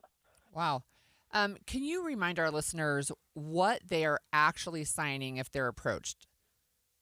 Yeah, so this is an effort to repeal Proposition 4, which was passed by the voters in 2018. It created an independent commission to advise lawmakers on how to draw congressional boundaries. And then it also put up some guardrails, some standards that they had to meet in hopes of preventing partisan gerrymandering or splitting up cities or counties and that kind of thing. So if signing this puts that question on the ballot to be repealed if that passed in November. So Bridger, just as a follow-up, how is it confusing as it's being presented? Do you think that the signature gatherers just don't understand, or are they just obfuscating? I think most of them just don't understand. I didn't get the sense in anyone that I talked to that they were deliberately trying to mislead me. I think they were obviously trying to get the signatures, like you mentioned. We're a couple of weeks away from the deadline. Follow-up questions that I had, a handful of them weren't able to answer. It didn't seem like they really understood everything that they were asking people to sign. Again, several of them probably knew more about it than I did. They were really articulate in detailing everything that would happen, but some just seemed misinformed and seemed to lack the information themselves. And given the timeline and the number of signatures and the number of signatures per county that they need, did you get the sense, Bridger, that some of these signature gatherers were feeling under the gun, feeling a little bit of pressure to push and get more signatures? Yeah, I think that's definitely possible. It's hard to say in each of these situations. Again, some of them I talked to for 10 or 15 minutes, kind of answering questions, and they were really great in answering everything that I threw at them. So not all of them were rushing necessarily, but it did seem like they knew that they're under the gun a little bit, and that they've got some pressure to meet that deadline in a couple of weeks. Bridger, was there any response that you know of from the Utah GOP, at least the people behind this push? Yeah, I have reached out. I have not received an official statement in response. So we're still trying to get that. I'd love to hear from them on the record about how they take this reporting, and we'll let you know if we hear more. But as of yet, nothing. You interviewed this individual, or someone did, I think, this Shane, who sounded like wanted to get his signature off and retract it. Did you find out anything about how that process can occur? Yeah, it's a much harder process, I think, than a lot of people anticipate. Shane actually signed the signature packet, went back to his car, and then thought, hey, I should look into this, did some quick research, and felt like, whoa, this is he actually said this is the exact opposite of what was described to me. So he went back out there and talked to them and tried to get his name off the list, but he had already signed. And what he has to do is send a signed physical documentation to his county clerk's office within 45 days. He was hoping that he could just have it removed before the signatures were filed. But it is a bit of a process. You have to physically take a letter in or send it to your county clerk in order to get removed. All right. Thanks so much for that, Bridger. That was Bridger Bill-Svetko from KSL.com. And look, I just want to say that there was another article. This one was published by the Deseret News by Brigham Tomko. And I just wanted to point out that he is reporting on signature gatherers who are being assaulted. Yeah. So that he said there's been multiple police reports filed after individuals attempted to either assault the signature gatherers and or take their signature packets. So there's some really heightened emotions about this. And things going on. So everybody from both directions, signature down. Gatherers who may be a little pushy or misleading, and people who don't want upset at them. Yeah, and that's right. That's crazy. So speaking of things related to elections, some people are calling a bill that was just unveiled in D.C. yesterday the quote most dangerous attack on voting rights ever. And others are saying it will make elections great again. We're going to talk about that bill when we come back after the break. When the new year hits, every business could use a little something to stay ahead. A lift, a jump start, an edge, or perhaps a boost. Like the all-new 5-year business boost from Comcast Business. It's the certainty of a price lock for 5 years on qualifying internet bundles. Plus, you'll have the most reliable Wi-Fi with our best equipment, so your whole team can stay connected at a great rate. And to sweeten the deal, ask about a $500 prepaid card when you add 2 lines of mobile. It's the boost your business deserves. So sign up for the 5-year business boost and get a 5-year price lock on ultra-reliable Wi-Fi. Plus, ask about a $500 prepaid card. Comcast Business, powering possibilities. Ends 3/22/26. New customers only. 1-year contract required for guaranteed rate. 5-year pricing applies to monthly service charge excluding taxes and fees. Best Wi-Fi based on Open Signal Awards USA Fixed Broadband Experience Report, May 2025. The Movie Show broadcasting live from NPS today. We are at the Layton store at 1150 North Main, right off the freeway at the Hillfield Road exit over on Main Street itself. You can't miss us. You get off, turn right, go north. You'll drive right in front of NPS. In fact, if you stay in that right lane, Chris, it will actually force you to turn into the parking lot. So that's the easiest way to get here. It is. The only other easy way is to put NPS in your GPS, and it will take you right here to whichever one you're closest to. Exactly. And this is one of my favorite places to come, Chris, because every time I'm here, you guys have tweaked something and made it better. And what if it's been a month, I think, since we've been to the Layton NPS. So tell me what we've got new here today. We've changed the store around because it's needed. At a holiday, it's time for something new. We go from one holiday to the next. We'll talk about that in just a sec. Yeah. So we've got new furniture in right now. Okay. So we're sitting pretty nice with some really good furniture. We've done some refreshing of the store with the apparel, so there's a lot of new markdowns. There's new product. There's all the collectible stuff ready for Valentine's Day. Yeah. We have Well, let's talk about Valentine's Day. Okay. Since you brought it up, we got Valentine's Day in a couple of weeks, and here is a great chance to get Valentine's stuff for your loved ones. You guys, what are some of your movie show deals today on Valentine's items? I see we've got the gummy bears. We do at 69 cents. Well, I see 3 for $99 on some of the packs. Oh. Yeah, even better. You got the another kind of gummy candy, the Snakes gummy candy, 3 for $99. Yep. But you've also got a lot of different food, so we got two things. We got the new year, people trying to eat healthy. NPS is a great place to get your grocery. I think you should go to NPS first before you do any grocery shopping, and then go and see whatever else you need. Absolutely, yeah. You can get more in your cart here than you can go into a regular. And you know what's a good present? Just bring your loved one here and say, look, hey, anything you want from the clothing, I got you. Yes, 100%, because it's always 50% off at least. Exactly. So you save. You don't even have to show her that extra amount. You can just enjoy it yourself. But NPS has 4 locations: 2 in Salt Lake, 2 in Salt Lake are at 1600 South Empire Road, 1 in Orem at 475 North State, and here in Layton. Come say hi to the movie show today, 1150 North Main Street. Taxes was waiting on the refund you needed yesterday. All right, your car repair is going to run about $3 grand.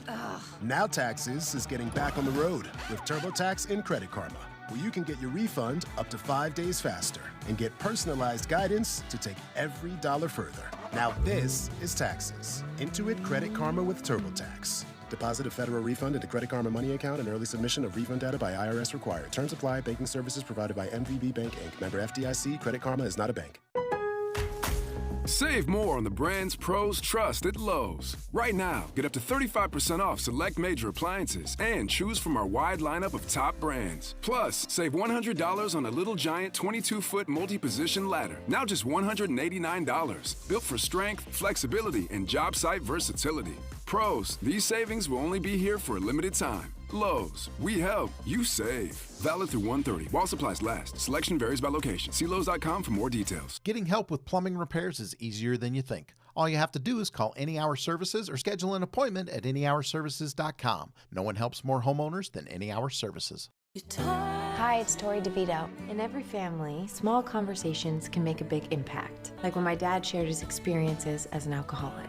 Your honesty about that part of your life gave me a sense of integrity that I wanted to uphold in my own life. I wanted you to know, from someone who's been in recovery more than 30 years now, that hard work is what creates success, not alcohol or other drugs. I said it a lot, and I'm glad you took it to heart. Talk, they hear you. For more information, visit underagedrinking.samhsa.gov. Inside Sources. So there's a proposal for a national elections bill, and it's one of those things, Holly, that you look at it from which side of the window. Some people are calling it a way to make elections great again, and some people are saying that it is the most dangerous attack on voting rights ever. So yeah, exactly. That's a pretty big spread. So let's talk about this bill. Of course, the official name is not Make Elections Great. It's, I don't know, House Bill something or other. It's got a number. But this is the GOP approach, and it's a Republican-sponsored bill. Americans should be confident their elections are being run with integrity, including common sense voter ID requirements, clean voter rolls, and citizenship verification. Okay, that sounds like, okay, we've talked about that. That sounds reasonable. It's all in the implementation, right? And so on the other side, the people who are saying this is a dangerous attack on voting rights, there's a strict photo ID requirement to vote, a centralized voter surveillance system in every state. It mandates voter roll purges, which guts the motor voter law that expanded access to voter registration. It bars states from collecting ballots that arrive after Election Day, which Utah already implemented that. It bans universal mail-in voting. It bars federal funding for voter registration being done by outside groups. And this is one that is really concerning. It would allow private right of action against election officials. Which is going to really chill the interest that a lot of people will have to run for county clerks or to work for county clerks or to be an election official, knowing that there's a potential that they could be sued if somebody didn't like the way that they had handled their job or didn't dot their I's or cross their T's the way they should have. I'm going to ask you as an attorney to explain private right of action. I only learned about this a few years ago because of some of the legislation passed by our own legislature. But can you explain to our listeners what a private right of action is? Yeah, private right of action means that it can be brought by just about anyone instead of having like a class action suit or a suit that has to be brought by the government or a competitor in a business. The private right of action, if you're a citizen and you feel like you were wronged, you were misled, or you were not treated fairly by an election clerk, you can bring a private right, your own action. So, for example, if you don't like the outcome of an election, you can sue. And there will be a lot of them as a result of something like this. That's the problem. Seems is that problematic we to me. shield our public employees because they have to do a job. We have a high level of governmental immunity, and this chips away at that. And it's something we've had and sort of held near and dear for our public employees for years, so that they have some autonomy, they have some ability to do their jobs without thinking we're going to get sued. Yeah. At the end of the day. One of the issues that this bill would do is targeting. Look, I think we've talked about this on the show. We've had an election audit, voter roll audit in the state of Utah, looked at 2.1 million voter rolls, found one person who was not a citizen who was registered, but that person didn't vote, and they've now been removed from the voter rolls. But what this would do is it takes it even further than the SAVE Act, which is a bill that's being pushed in the Senate, on the Senate side, and is saying you have to show, not only do you have to show physical photo ID, but you have to be able to basically do a paper trail for every name change that you've ever had. And we've talked about how I think this disenfranchises women because my name is not the same as my birth name. Right. I changed my name when I got married. And I haven't been divorced, but I've got friends who have been, and they've changed their name more than once. Right. Right. And so that, I think that becomes a problem. And I don't have a problem with proving citizenship when I register to vote. I think that's appropriate. I do have some heartburn about saying there's now, multiple other steps where you have to continue to prove that you're still the same person and you're still a citizen. So I think a lot of people completely understand election integrity and making sure that votes are counted and that things are done appropriately. But we talked about this earlier. Utah did a study in terms of what we've done here, and there is already a high degree of election integrity. It's not like there's a problem that needs to be 99.98. Right. They found one person that was on a voter roll out of 2.1 million, but the person didn't vote. Right. So a person that should not have been on the voter roll. I mean, one's more than you should have, but something like this isn't going to cure that type of problem. Right. You know what I mean? I can't imagine. But what it is going to do is make that 2.1 million drop because some people it'll be too much of a burden to vote. Let's face it.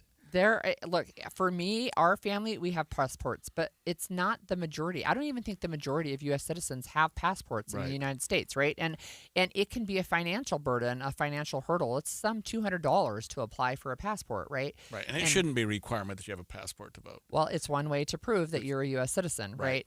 And, I'm looking at an article that says one of the most far-reaching provisions of this, they call it the MEGA Act, is its mandate that every state create a centralized voter database that would control federal elections. So typically, I would say the Republican Party has heartburn over saying we're going to do any kind of centralized database. We prefer local control, right? So in our state, we have county clerks run the elections.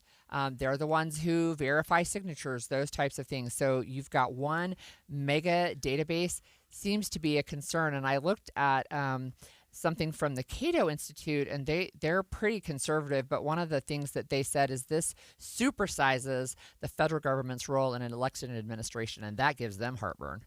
And anything, I mean, it's really a balance, making fair and accurate elections, making it easy to vote. And what this does is try to push one side a little further than the other because we do have fair elections right now. And so to a lot of people, myself included, we should make it easier to vote, although then you have the potential for fraud. And so I can understand both sides of this. It depends. I think it depends on what making it easier means. So one of the things this bill does too is also it disallows universal mail-in balloting. And we have used that in the state of Utah to great success, right? We increased voter participation by a lot. It doesn't disenfranchise people who have jobs that work long hours. It doesn't disenfranchise moms with young children or people with disabilities. The ability to vote from home, right, is something that I think has been used successfully in the state of Utah, but this bill would do away with it. It would do away with vote by mail, period? Yeah, it would by universal mail-in balloting and leave it for just a few rare exceptions. Again, that would be the federal government telling states, you can't do this. Wow. Yeah, because that has been a huge success in Utah. It really has.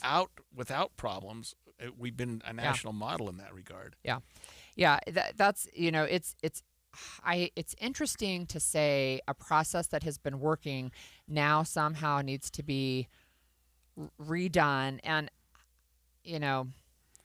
again, some people are saying this will make elections more secure. Some people are saying it's egregious.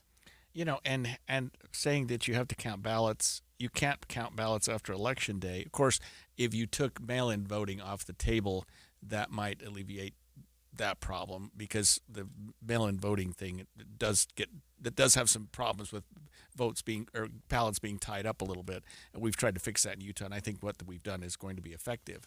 But now saying just a blanket, if you're not in by Election Day, you don't count. Well, and again, it's are you a local control? Are you a big government control? Is this appropriately put in the federal government?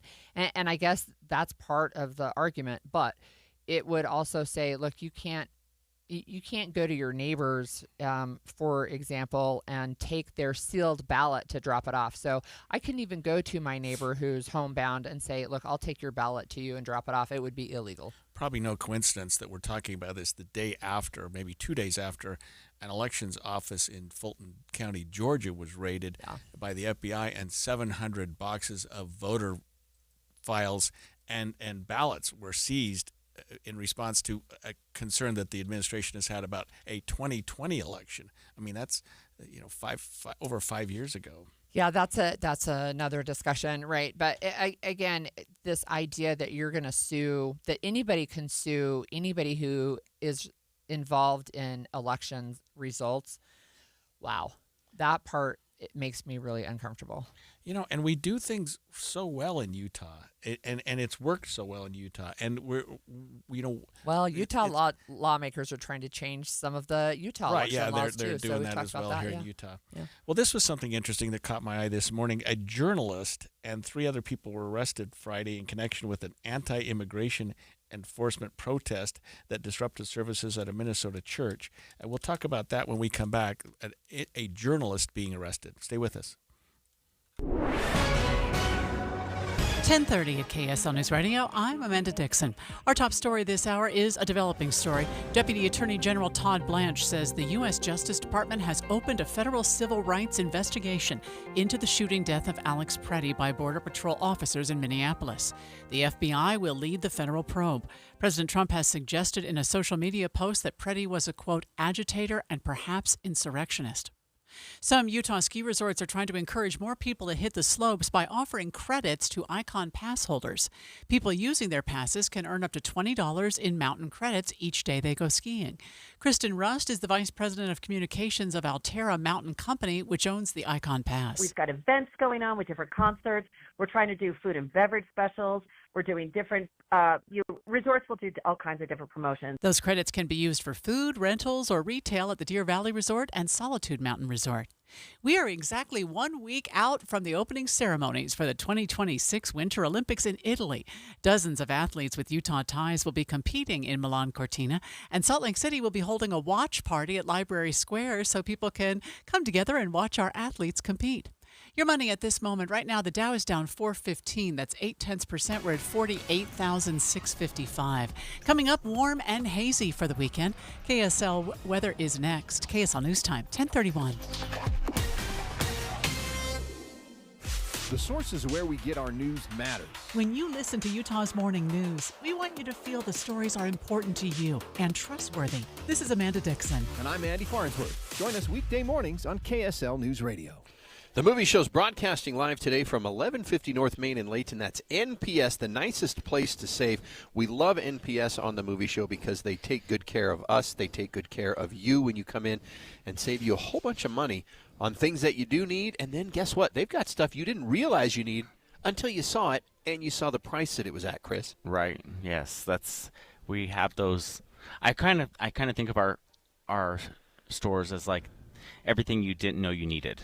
Yeah, no, I have to be very careful because I come here a lot, and I have to be careful because I always want to buy everything. Right. Because I've said, oh gosh, that'd be great. Oh, good. I've got a birthday coming up, and I'm afraid to walk around the store because I may buy too many things for the person's birthday. Right. Oh, they'll love that. Oh, they'll love that. But you're saving money. But I'm saving money, and that's a great point. You know, one of the things you guys have done, and one of the improvements that you've made, and the changes as you continually try to give people the best benefit, is you guys have flash sales. We do. Yes. So like today's flash sale, I'm looking at the big board, and as soon as you walk into any of the NPS locations, there's a big board with the flash sales on it until you know what additional discounts. You already get 30 to 70% off of everything. All the new items in the store are 30 to 70% off their retail price. Correct. And then you guys have flash sales that throw discounts on top of that. Yes. So, like, what do we got today? So we have our single plates and cups. They're 50% off. Okay, so if you got a Valentine's party coming up or a big game party in about a week, hint, your plates and cups 50% off. Yes, and then we have, like, single chairs at 50% off. We've got the rugs. What about married chairs? Or is it just the singles? It's just the singles. Okay, gotcha. Just the singles. And home decor is 30. Tactical, though, guys, 25%. We never do that. Oh, tactical devices 25% off. Okay. And then we have our Amazon Fire tablets at 20. And that's going to be, you'll get these deals at all locations. But each store has store-specific deals that you want to make sure. So if you're in Salt Lake County, you're like, oh, I can't make it till late. Don't worry. There's some specific deals to the Salt Lake store. If you're in Utah County, you can go get a unique deal to the Orem store, along with the details of the deals that Chris just told us about. Now, there are some movie show specials that will tell you about great deals on food. Again, when you're stocking up for Valentine's, the big game, or you just want to eat healthy in the new year, NPS has you covered at their 4 locations, Salt Lake, Orem, and Layton. A family office is a team built to handle the 3 biggest financial responsibilities a family faces: wealth management, tax strategy, and estate planning. Most firms only manage your investments and refer the rest out, hoping everyone stays aligned. At Trajan, we built something different. Your wealth, tax planning, and estate planning are handled together inside one firm under one roof. There's no guessing whether your CPA, advisor, and estate attorney are truly in sync, because our team works together every day on your behalf. When your financial life becomes more complex, your advice should become more coordinated, not more fragmented. One plan, one trusted team. Call Trajan today, 801-207-9900. That's 801-207-9900. Trajan Wealth, an SEC-registered investment advisor. Additional services through Trajan Estate and Trajan Tax. Additional disclosures and accreditation at TrajanWealth.com. Traffic and weather together brought to you by UCCU. Transfer savings, earn more. UCCU, love where you bank. And back to you, Jason. And Amanda, we are looking good on the roads right now. No problems, no delays anywhere, no accidents. It's just an excellent commute. Good speeds on I-15 all along the Wasatch Front. Your major feeders over to I-15 are also rolling smoothly. Still a little bit of fog out in Tooele and on the west side of Weber and Davis counties. That's reducing your visibility, but not really snarling the traffic at all. Just use some caution as you travel through there. Join Ovation Homes Fall in Love with Your Home event February 14th, hosted by KSL Greenhouse Show live in West Point and Waffle Love at Sadie's Glen in Syracuse. Details, visit ovationhomesutah.com. I'm Jason Jones in the KSL Traffic Center. Well, the fog that's been moving around this morning burns off this afternoon with a high of 44. Then we hit 49 Saturday, 52 on Sunday. Then the haze starts building again. But right now it's 28 degrees. I'm Amanda Dixon from the KSL Common Spirit Health Studios. Listen online at kslnewsradio.com. We're Utah's news, traffic, and weather station. The all-new Inside Sources. Inside Sources. Your inside access to the people and policies shaping Utah's future. Here are Greg Skordas and Holly Richardson on KSL News Radio. We're learning today that the Justice Department, the U.S. Justice Department, has opened a federal civil rights investigation into the death of Alex Pretty, into the shooting of Alex Pretty in Minneapolis. He was killed last Saturday by Border Patrol officers, according to Deputy Attorney General Todd Blanche. This is an interesting investigation because we had been curious about who was heading the investigation, what was going to be done. Now we're learning that they've opened a separate civil rights investigation, and this comes after authorities found a video of Alex Pretty, which had occurred 11 days earlier, where he's seen upset at some Border Patrol agents and actually kicks a vehicle as it's driving down the road. So I had a question for you from the legal perspective. I don't understand, I guess, civil rights investigation, right? So what would that entail? What are they looking at or for? Yeah, so normally when we think of a civil rights investigation, we think of officers invading an individual's civil rights or people who are taking advantage of another person's civil rights. In this case, it almost seems like they're investigating Pretty for something he did 11 days earlier against a vehicle, which is that's not a civil rights violation of anything. It's a vandalism. It's an assault on a police officer. It's something like that. So I don't know how this gets into the federal civil rights, except that they've got an investigative unit there that can look into that. But to me, I don't see a civil rights allegation here that could or should be filed against Pretty for what he did 11 days earlier. That's interesting, and I wonder if they would look at it on the flip side about like him carrying a weapon. I don't know. That'll be interesting to me. There's also no indication that they're prepared to cooperate with state authorities, which has been one of the other issues we've talked about. Yeah, and I thought that was changing too. I thought after Trump and his people met with the authorities there in Minneapolis that there was going to be a change with that. And I thought that even changing the people that are on the ground there, helping keep peace there, with Tom Homan moving in place of Greg Bovino, that might change things, but maybe it hasn't. So there's another little piece of breaking news that I wanted to share. So you know that Kristi Noem is under the gun for sure, and there's talk about her being fired / asked to resign / impeached. And there's a Real Clear Politics report that is saying that Jason Chaffetz, former Utah Congressman Jason Chaffetz, is on the short list of potential candidates to replace Kristi Noem. So you heard it here first. Yeah, so if that's the case, without commenting on the selection itself, that tells you that somebody's at least looking at whether or not that position might have to be. And somebody's talking to a journalist somewhere. Right, yes. Right, which leads us into the story that we were talking about as we were preparing to come to this segment, and that is that journalist and former CNN host Don Lemon has been arrested, and he was arrested not because he participated in the protest, but because he was there as a journalist. Well, actually, I guess there's two sides to that story. Right. And Attorney General Pam Bondi in a social media post said he and several others were arrested at her direction, stemming from a protest at a Minnesota church. Lemon, who is now an independent journalist, was covering the protest, like you said. Protesters were demonstrating against the church's pastor, who is connected to ICE. Here's a little bit more from ABC's Trevor Ault.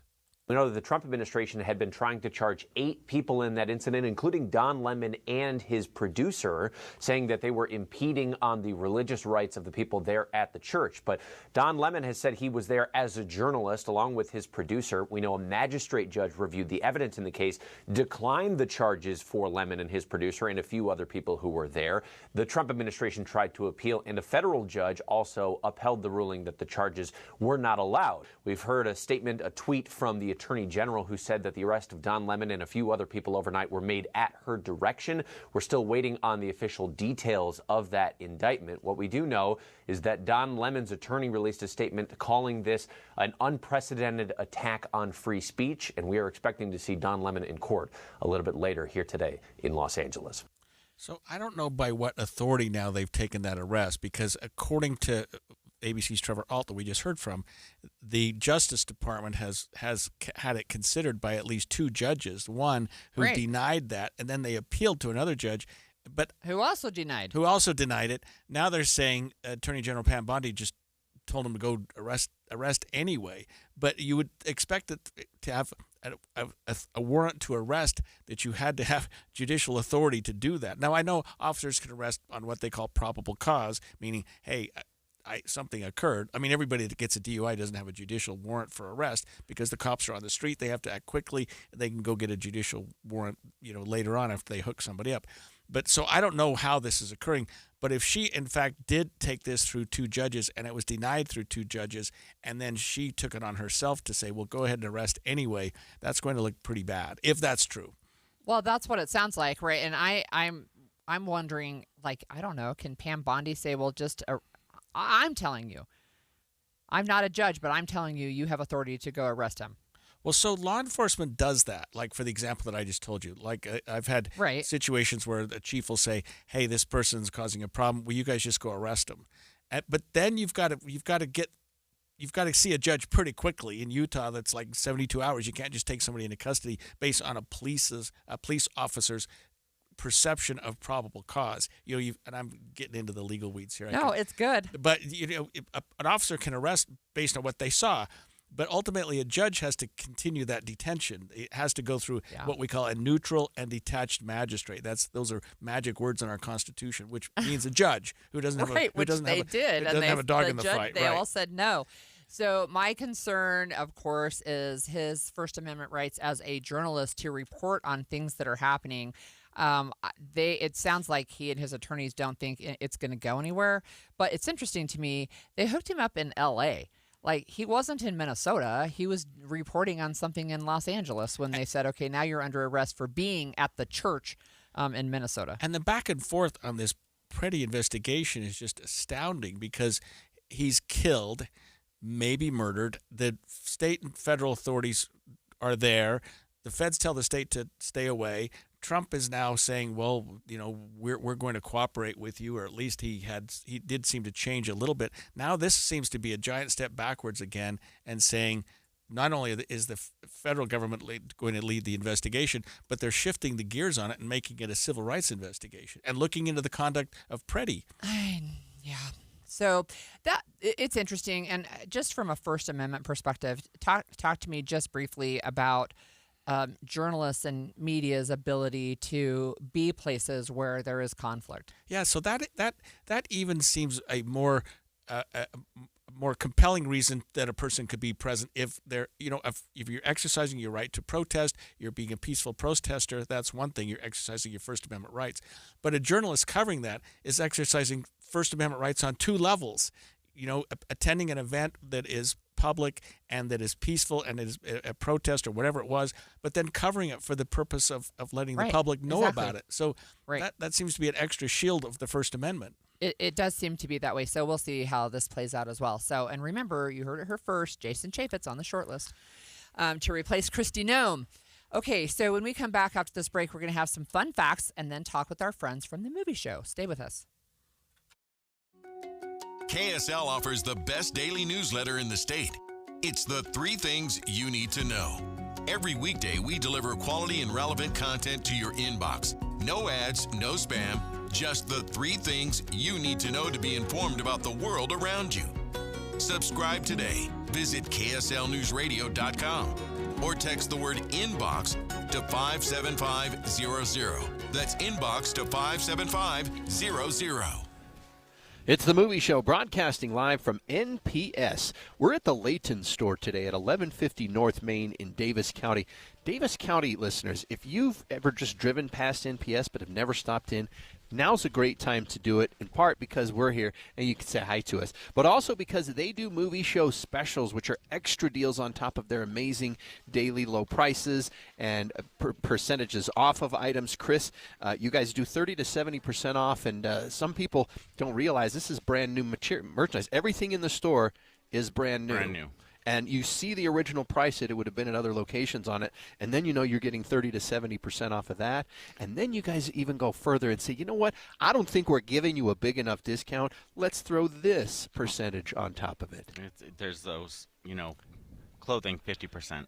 I mean, every time I talk to Julie, I don't want to talk her out of this because I feel like at some point she's going to be like, wait a minute, I think we're giving discounts too much. Right.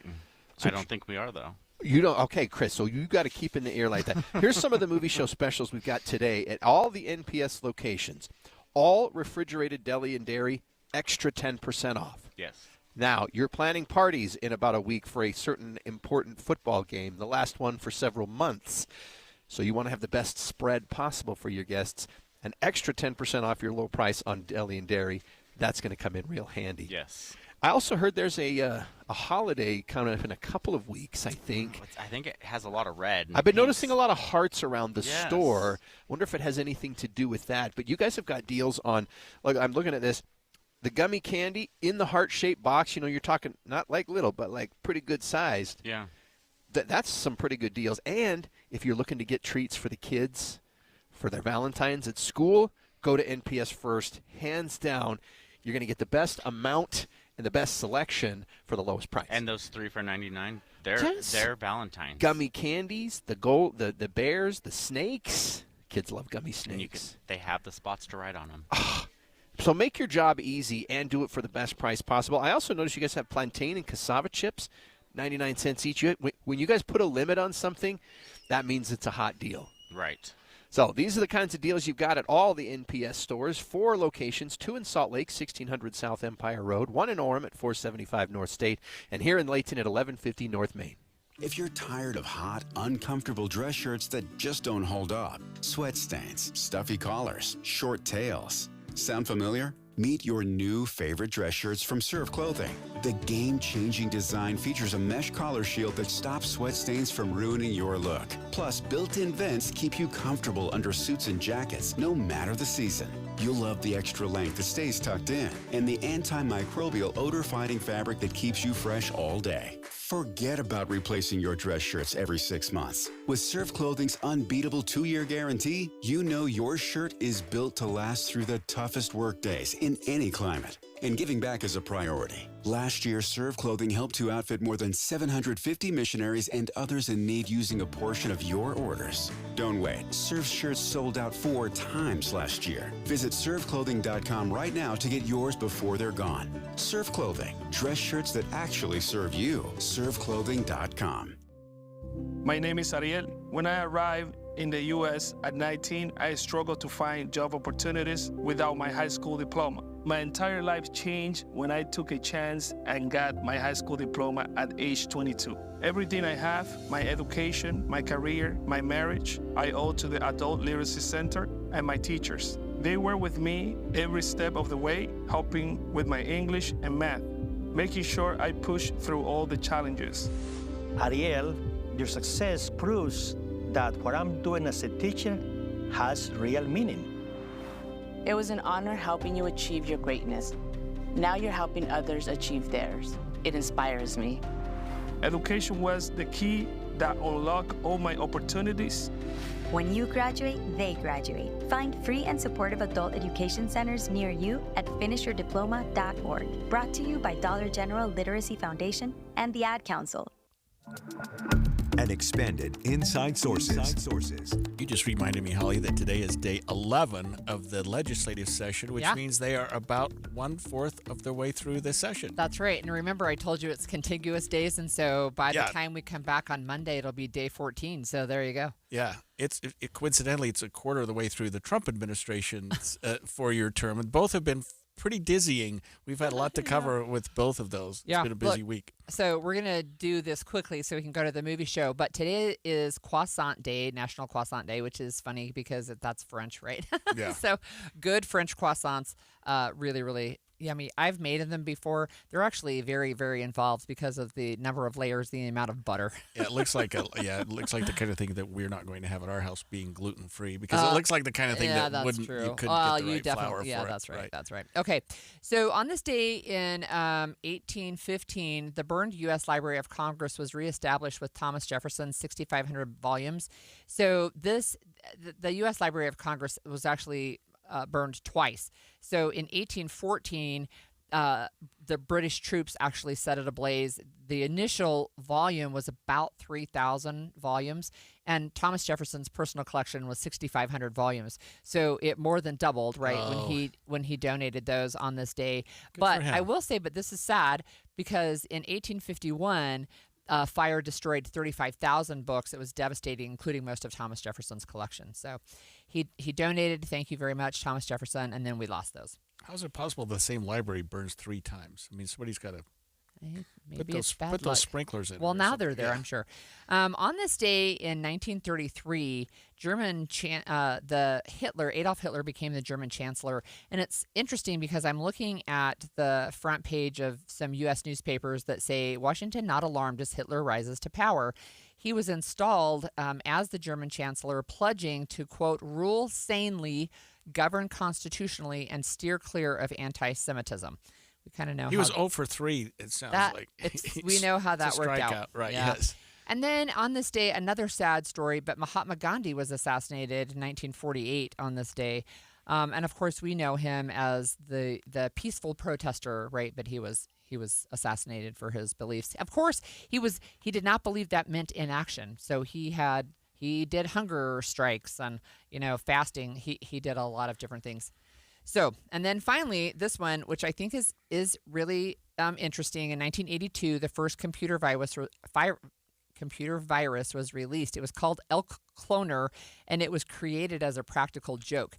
But now we know all about computer viruses, and they are no joke. They are no joke. And sometimes if they take out all your stuff, right, it means that you're going to have a hard time surviving. How is that for a transition, Andy and Rachel? We'll take it. Very good. So we're joined by Andy Farnsworth and Rachel Wagner from the movie show, of course. What's our big movie of the week? All right, so we're going to go with a Rachel McAdams movie directed by Sam Raimi, who made the first 3 Spider-Man movies, the ones with Tobey Maguire, but who's also kind of famous for his horror comedy. This is a survival thriller with some really dark elements mixed in called Send Help. And in it, the premise is actually, I thought, pretty interesting. You've got a long-harried employee who suffered through this company for a while, is expecting a promotion, and when the new CEO comes in, he doesn't give it to her. But then he makes her come on the business trip anyway, because the person he hired to be in what position she was going for is pretty incompetent.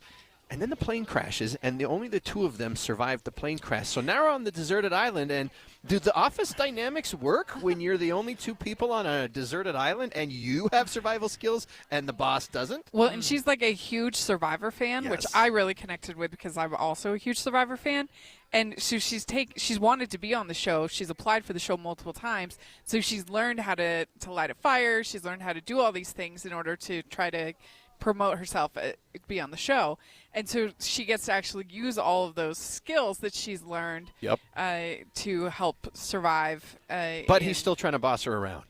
Yeah, he's still trying to boss her around. The movie's up and down as far as their relationship. Like, there were times where I thought it's building to be a rom-com, but then it definitely not. But yeah, there's some scenes I think would make our listeners squeamish to watch. Yeah. That's disappointing because the premise sounds intriguing, but I'm not going to go watch something that makes me squeamish. Yeah, and you know what? It's you can't even just close your eyes, too, because the sounds follow when you close your eyes. Trust me, as I found out watching this. But it has kind of like, for a certain audience, this is going to be like a home run. Yeah, I've watched some of the trailers to it, Rachel, and it's sort of a juxtaposition. He's the overbearing boss, but when they are on the island, she's sort of got things under control, and she reminds him of that pretty regularly, it seems. Yeah. The movie has one too many twists for my taste, I thought, but I guessed one, but not the other. Mm-hmm. Yeah, and but it's interesting. It's different. I feel like it's something different. So so what's our question then? Well, because, this is actually a genre of movie title, a movie of movies. What is your favorite survival movie where the person, it's not just enough that you're battling against another person, but you have to battle nature to some extent in order to survive? What's your favorite movie that's a survival movie? Okay, well, here's I Holly's. have a clip. Oh, okay, here we go. Well done! Well done! I loved that movie. I really did. Did you cry at that part? Yes. It was so sad. He lost his friend to volleyball on Castaway. I don't even know what you're talking about. Oh what my movie gosh. is this? Sorry. It's You haven't Castaway. seen It's Castaway. Castaway? So good. So good. We Tom watched Hanks. that in the delivery room when my wife was having our Oh, first yeah. child. We hadn't seen it, but we knew we were going to be in there for a while for the delivery, so we watched Castaway. So I've always associated those two things together. Well, that's a good memory then, I'm sure. Okay, here's mine. It might surprise you. It's a survival movie, and it fits your parameters, Andy. This is Houston. Say again, please. Houston, we have a problem. Interesting. 2 Tom Hanks movies. I'm sensing a theme here. Oh, Hanks was the Castaway. Okay, Yeah. now I know what movie that was. There we go. It was the bloody handprint on that. It's the Yeah. Wilson, right? Becomes. You know, I can't watch Apollo 13 too many times. And the end, I mean, come on. We all cry. Hey, sometimes we need this. Sometimes we need the catharsis that movies provide. Right, and it was you know pure what? Sometimes survival. when we watch the survival, we'd like to think, oh, could we handle that? And it's sort of our way to go into the story without actually having to live it. And so survival movies, I think, kind of really get us because, I remember one time when I was cold, but was I that cold? Or Right. what would I do if the boar is coming at me? Would I have the fortitude to stick the spear in, or would I run away, or what would I do? I think so often. I think our actual instinct is to freeze and just say, "Well, I guess we're screwed. See you later." He's just, well, it was a good run, and now it's over. Was Castaway on a deserted island Yeah. also? Plane crash Like on how a many deserted of island. these deserted islands Well, are there? it's got to be a And lot, they're right? all, It's they're gotta all be in a these lot. flight zones, too. And it seems like. fire! My kids like that. Am I quote, allowed to pick "Fire!" Gilligan's Island? Because There you that go, was really yeah. realistic. Sure. No, what's your No, favorite? but so I had a couple. I had one in space called Enemy Mine. We've talked about it before. It's Dennis Quaid and Lou Gossett, but this is 2 rival aliens who crash land on an inhospitable planet, and they have to help each other to survive. And then I really liked, and this is a completely different type of genre, Cliffhanger, the Sylvester Stallone movie from 1993, where they are stuck on the mountainside and they have to face off with evil John Lithgow, who's trying to rob a big, huge treasury, and all the money's scattered on the mountainside. Oh gosh, there's some totally goofy, mountaineering but in they that got to one. survive. There's mountaineering. They got to survive the cold. They got to survive the cliff sides. And it's getting remade, by the way, this summer. Which at the beginning, end of this summer, we'll get I a think remake surviving of 2 hours with Sylvester Stallone is survival. How about you, it Rachel? in the theater. So I thought of The Martian. Good Yeah, choice. that Greg one would was- have gone with that one, by the way, if he hadn't used it that last was actually week. my first choice, but I played it last week for something else. So Yeah. I went to and Apollo then Into 13. the Wild. That one's actually a really good one. Remind me I of don't that know one. that I one. think I maybe saw that one. What's It's about a young man that's trying to go off the grid in Alaska. And then I thought of 127 Hours here in Utah. Oh, yeah. See, I will never movie. watch that one. I can't watch the one where the guy's got to chop his own arm off. Yeah, that was Is that based on the true story? Yeah, Mm-hmm. it is Oh. based on the true story. And- Remember that hiker who got trapped? And then I thought of Life of Pi, which Oh, is yeah. the I love that one. the kid on the boat with the tiger. Greg, we got to get you into some more movies. I'm going to say, Rachel, the last loved- 3 you mentioned, I've never heard of. I loved Life of Now, Pi. I could Martian, hear yes. the blank look on Greg's I face am as like, you were naming what those are off. we talking about? I Life need to of get Pi out is more. really good, and you know, the thing about Life of Pi that I remember is that question at the very end: would you rather have it be this story or the story with the tiger? We're going with the tiger. There you go. All right. Well, we'll look forward to your show starting here in just a few minutes, and we're gonna have some more. We'll come back with the movie show after this break. Stay with us.